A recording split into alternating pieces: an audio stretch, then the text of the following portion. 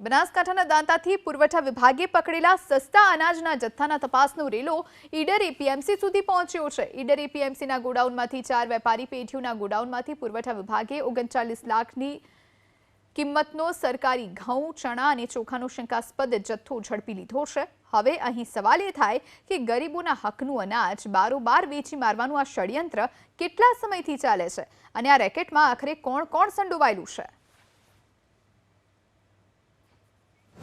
અને જે 4 પેઢીમાં તપાસ કર્યા બાદ જે જથ્થો સીઝ કરવામાં આવ્યો છે એ જથ્થો અમે ગોડાઉન ખાતે શિફ્ટ કરવાની કાર્યવાહી હાથ ચાલુ છે। કુલ 39,24,000 જેટલો જથ્થો સીઝ કરવામાં આવેલો છે।